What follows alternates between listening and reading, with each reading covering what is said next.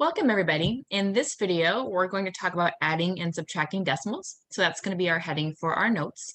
And I just started off by writing a couple key points here that I did want to make sure that I didn't forget to start off our lecture with. And that's that when we add or subtract decimals, you're going to see it's almost exactly the same as adding and subtracting whole numbers, where we're working from right to left and we're kind of lining everything up. When you have decimals though, what you want to do is make sure that you line up with your decimal points. So that's really going to be your focus here, is lining up with that decimal point. Really kind of similar idea when we did place value, right? That decimal point is sort of our focus on these examples to distinguish between the whole number part and the decimal part. So it's going to be important here as well. And then the other thing we're going to do is we can always fill in any gaps with zeros. Now, tacking on extra zeros at the end of a decimal, so after the decimal point, doesn't change the value if it's at the end of a number like that. And again, it's after the decimal point. So we can go ahead and add or attach zeros at the end just to help us stay organized and line everything up a little bit easier.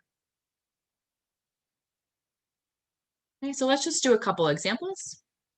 So maybe I'm going to go ahead and add 75.109, so 109 thousandths.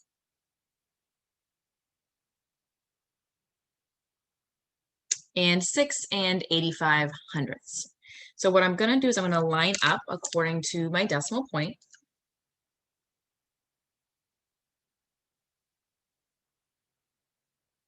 So the 6 would go here, and then the 85 would go here. Notice that I'm just trying to stay nice and organized. And what I'm going to do is I'm going to attach a 0 at the end here. Again, attaching extra zeros after the decimal point doesn't change the value, but it just helps me to stay a little bit more organized so I can see my different columns. And if you think back to how we did whole numbers, if you find you make a lot of mistakes, what you can always do is just kind of put some vertical lines in there just to help you stay organized with your columns. If you find you don't make a lot of mistakes, you obviously don't have to do that. But I do notice that sometimes students write a little bit too small or get a little bit too smushed, and that's where they make errors. So make sure you're writing big enough, you're nice and organized. Another thing you can do too is graph paper can help, because you can use those little boxes and put a number in each box. So if you find, again, that you're kind of disorganized, use something to just kind of keep everything in order. All right, so now I'm going to add up from right to left. So I have, let's see, 9 plus 0 is obviously 9. 0 plus 5 is 5. 8 plus 1 is also 9. I'm going to bring that decimal point straight down. And then 5 plus 6 is 11. So 1, carry the 1. And 1 plus 7 is 8. So my answer is 81 and 959 thousandths.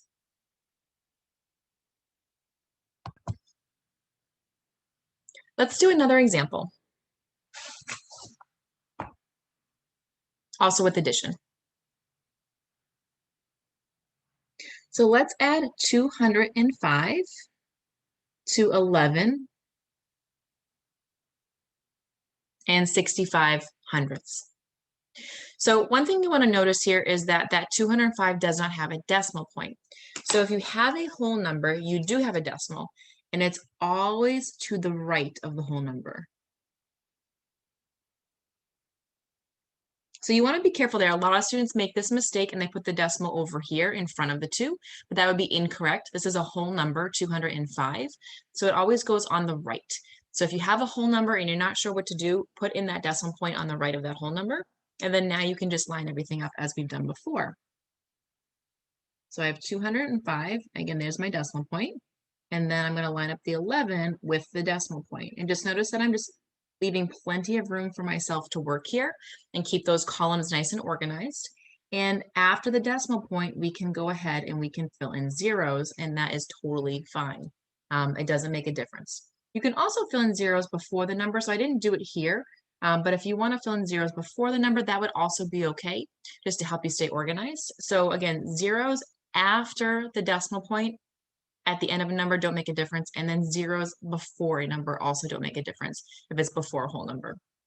So if you want to do that here as well, you can, but you don't have to. Now, I try to do a nice job of staying lined up here, but if you find you're making mistakes, just kind of make those little columns for yourself and start adding. So 0 plus 5 is 5. 0 plus 6 is 6. I'm going to bring that decimal point straight down. 5 plus 1 is 6. 0 plus 1 is 1, and 2 plus 0 is 2.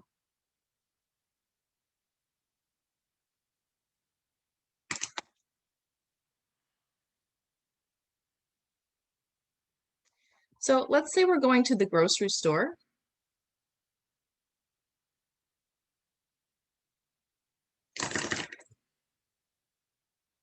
And I guess I should make a sentence, right? We're going to the grocery store and we are going to buy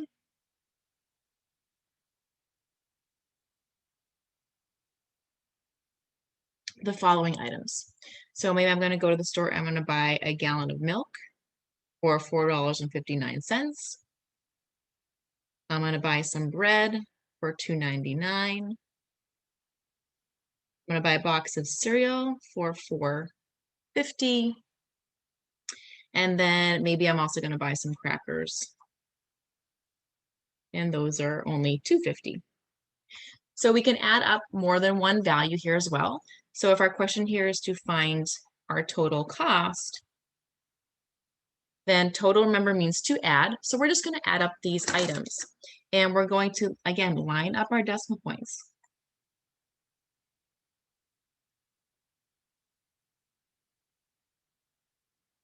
Now here, everything already has, it's to the hundredths place, but if I had different amounts of decimals, like I did in my first two examples, I could just fill in with zeros there. And again, I'm going to work from right to left.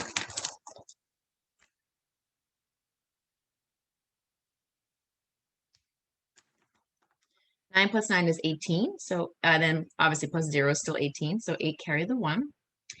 Now here, let's see, I have a 1 and a 5, which is 6.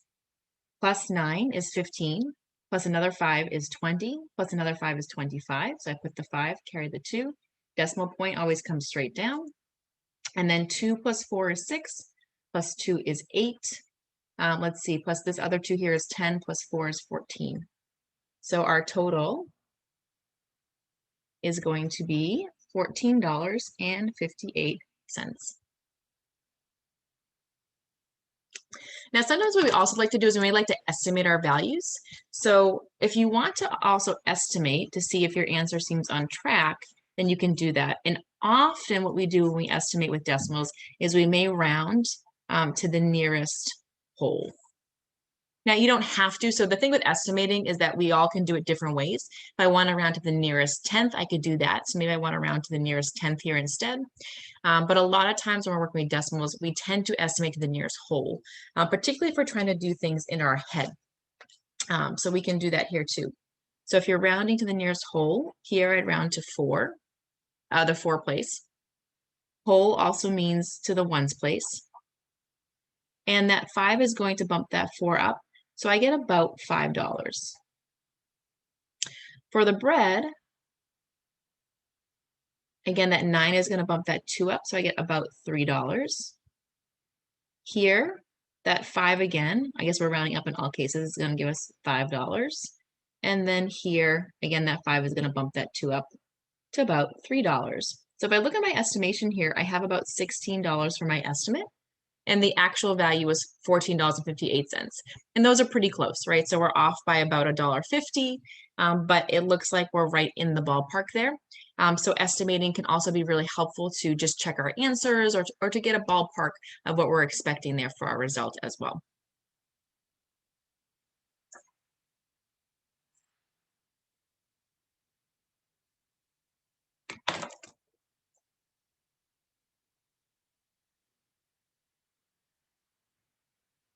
Let's do a subtracting example. So 117 5/10 minus 64 84 hundredths. So again, I'm still going to follow that same rule and line up by my decimal point. So I have, let's move this way a little bit, 117, and then my decimal point in the 5. And then here I have 64, my decimal point in 84. Just like with addition, if you find it helpful just to kind of lightly draw in columns to keep yourself organized, you can do that. If you don't find that helpful, then you don't need to do that, of course. But do be careful here. When we're subtracting, a lot of students here will just write 4, but we can't do that. You do want to fill in any missing spots with zeros. And we cannot do 0 minus 4, we have to borrow. So just be really careful. That's another really common mistake that I see, particularly with decimals, is forgetting to attach that 0 for subtraction. So I have 10 minus 4, which is 6. Now I can't do 4 minus 8, so I'm gonna have to borrow again. And don't worry about the decimal point as you're borrowing, you're just gonna skip right over it. 14 minus 8 is also 6, and that decimal point still comes straight down with subtraction. 6 minus 4 is 2. Again, I can't do this one here, so it's gonna become an 11, and 11 minus 6 is 5. So my result is 52 and 66 hundredths.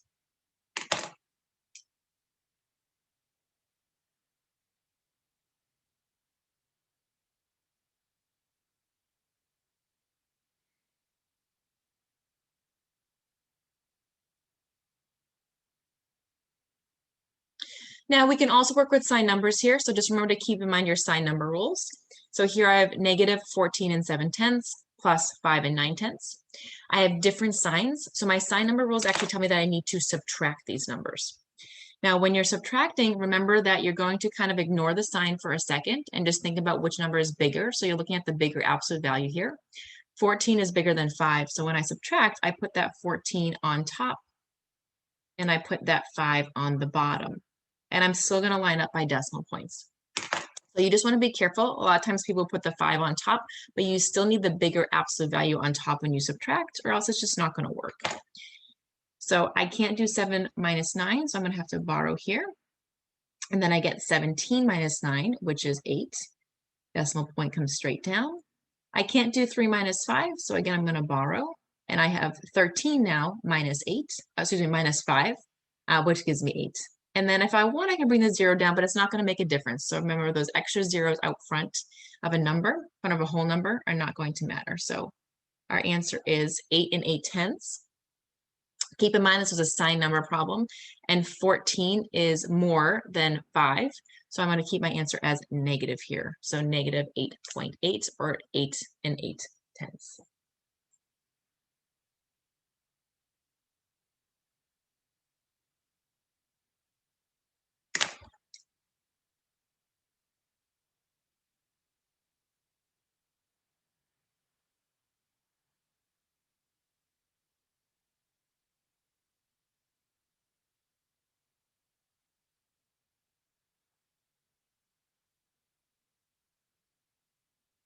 Let's do another example. So subtract 7 and 98 hundredths from the whole number 4. Now we're subtracting here, but do remember that word from is going to reverse the order. So those froms and thans, if I say less than, typically reverse the order. So this problem actually becomes 4 minus 7 and 98 hundredths. Now, do remember that if you don't have a decimal point on a whole number, it comes to the right of it. So there is a decimal point. We just have to write it in. And now I can go ahead and line up. So I have 4 points. Oh, look, I'm skipping a step here. Let me be careful when I line it up. I am subtracting, but if I do my keep change here, I see that when I have a positive and a negative, again, I'm still subtracting here because I have one positive, one negative, but 7 is bigger than 4, right? So I actually have to be careful because that 7 should go on top.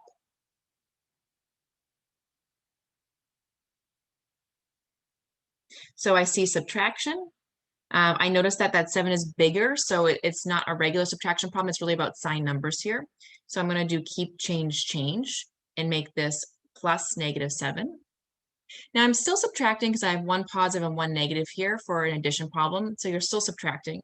But because 7 is bigger, I do need to write it on top. So even myself, I had to slow down for a second and look at the problem again. Now I'm going to get just subtract. This one's a pretty quick one to subtract. I don't have to do any borrowing. So I get 3 and 98 hundredths, but we do have to be careful, right? That 7 was actually negative, and there's more negatives than there are positives, so my answer is going to be negative as well.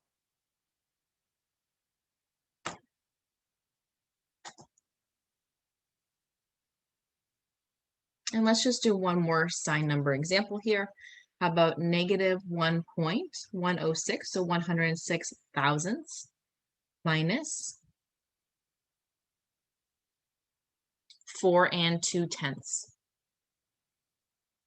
Again, I see a lot of negatives here. I see that I'm subtracting a larger number. So I'm going to go ahead and do my keep, change, change. So I'm rewriting this, changing to addition and changing the sign of the next number.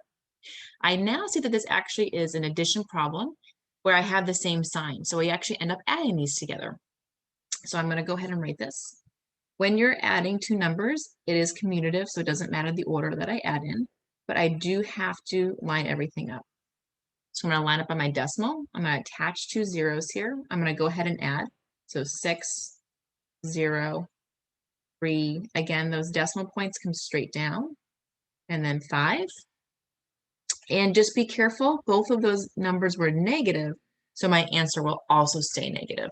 Okay, so we have our regular rules for how to add and subtract with decimals, but now we're also combining those negatives in as well. So you kind of have to combine both sets of rules together. And really just just keep that in mind, right?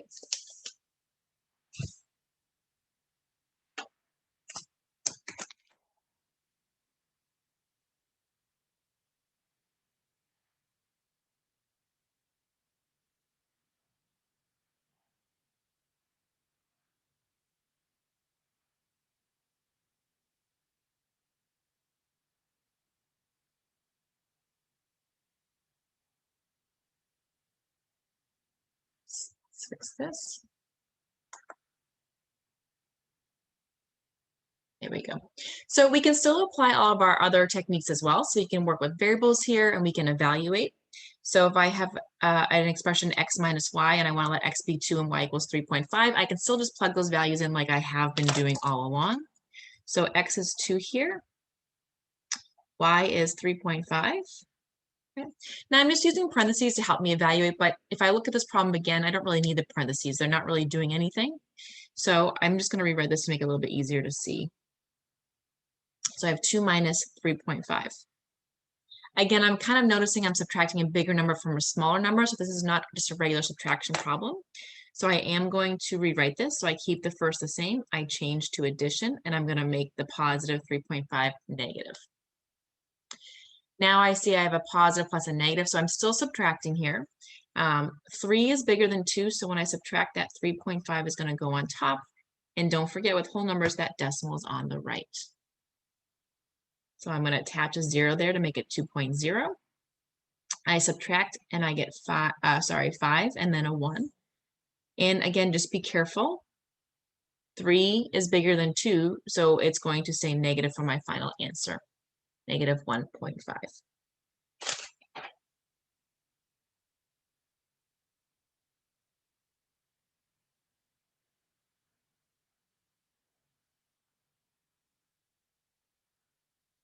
We can apply our decimals to expressions further, so not just evaluating, but also simplifying expressions. So for instance, maybe I have something like 10.2x plus 5.4 minus 4.3x plus 11.5. You still have like terms here. So notice that I have two terms that have x's and I have two terms that have numbers. So just like a regular problem that we've done before, you can still simplify. We're just going to have to apply our decimal rules as well. Because I have a lot going on here, I am going to go ahead and notice that this minus 4.3, I'm just going to make this plus a negative 4.3. Just makes it a little bit easier for me to keep track of that negative sign. And I'm going to start combining like terms. So I have 10.2x and negative 4.3x, right? So we're doing 10.2x plus negative 4.3x. Now, notice that for my numbers, I have a positive and a negative, so I'm going to end up subtracting here. And 10 is bigger than 4, so I'm going to set it up with the 10 on top.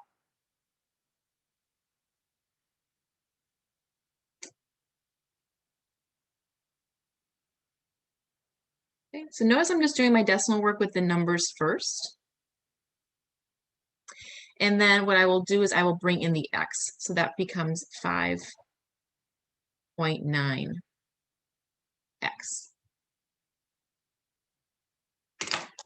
Now I also have a positive 5.4 and a positive 11.5. So this is pretty straightforward, just doing regular addition here. So I have 11.5 and 5.4 lining up with my decimal points. So I have 9, 6, and 1. So plus 16.9. Now these are not like terms, so I can't go any further, and we're just going to leave it as is. Okay, so we can, again, still apply all of our old rules, still apply now, but using the techniques we have for adding and subtracting with decimals. So we just kind of want to keep those things in mind as we go along here. Okay. All right, let's do one last example here.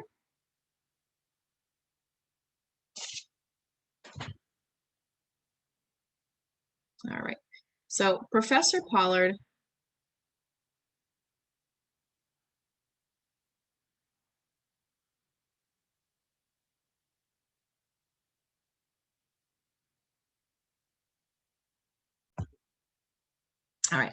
Professor Pollard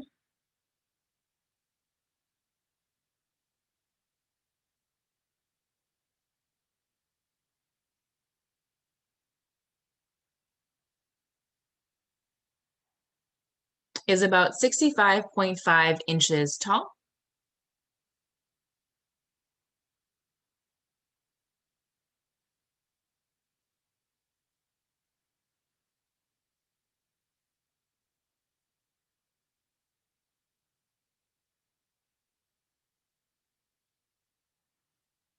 Her brother is about 72.3 inches tall.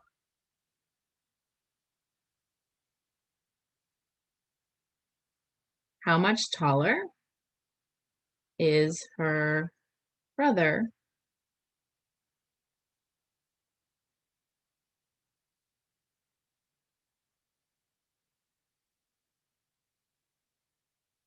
compared to her own height? Okay, so if I look here, I see this question, how much taller? And remember, when you see these questions like how much or how many, you are comparing, actually that word right there, doing some sort of comparison or looking at the change between those two values. And when you see that, it typically refers to subtraction. Now, 72 is bigger than 65, so I'm going to make sure when I subtract that 72 goes on top. I'm still lining up with my decimal points. I'm going to end up needing to borrow here. So I borrow from the 2, make that a 1, make the 3 a 13. 13 minus 5 is 8. Decimal point comes straight down. I can't do 1 minus 5, so I have to borrow again. Now I have 11 minus 5, which is 6, and 6 minus 6, which is 0, which I don't need to put out front. So the answer is 6.8 inches. All right, so just a quick little word problem that we can use to apply here as well. So we did one word problem on shopping, then going to the grocery store, another here for subtraction one, looking at the change between two items. So again, totals and change tend to be very common applications for addition and subtraction here. And now we can apply them to our decimals as well.